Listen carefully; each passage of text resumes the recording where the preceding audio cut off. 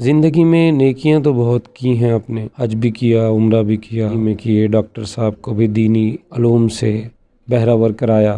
جب قیامت کے دن رب کے حضور حاضر ہوں گے اور رب پوچھے گا تم کیا لائے ہو، تو اللہ کی بارگاہ میں آپ کیا پیش کریں گے؟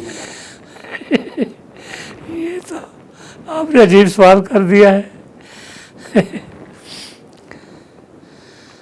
میں یہی بتاؤں گا میں صرف آصف کو لایا ہوں۔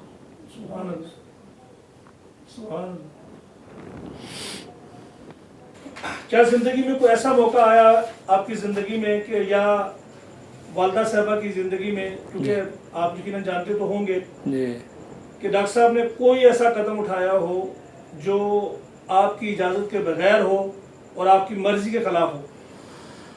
قطعاً نہیں، پوری زندگی میں؟ پوری زندگی میں شکایت کا موقع مجھے دیا ہی نہیں۔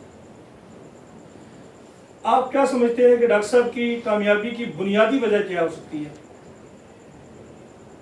ڈاکٹر صاحب کی عاجزی، والدین کی خدمت، جی ہاں، یا میری دعائیں؟ الحمدللہ۔ جی ہاں، تو جیسے آپ ڈاکٹر صاحب کے بارے میں دعائیں کرتے ہیں جس طرح آپ فرما رہے ہیں، جی ہاں، تو کیا ڈاکٹر صاحب کی والدہ صاحبہ بھی اسی طرح ڈاکٹر صاحب سے راضی تھیں؟ اس طرح بہت خوش تھی۔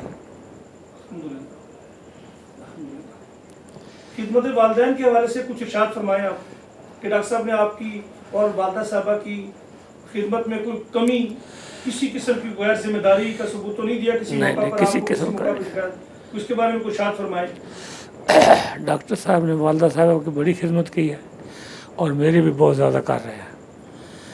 تو ایک دفعہ وہ یہاں گجرانوالہ میں جمعہ پڑھا رہے تھے، جمعہ پڑھا چکے تو میں نے فون کیا کہ جمعہ پڑھا چکے ہو؟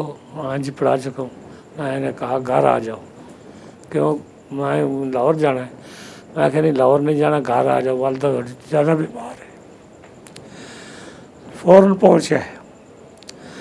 راستے میں آتے آتے ہی کسی حکیم سے وہ نسخہ، ان کے دل کے بل دے بند تھے، پوچھتے آئے کسی سے نسخہ، وہ ملتان کا حکیم تھا غالباً، وہ کسی کو فون کر آ کر پوچھ لیا۔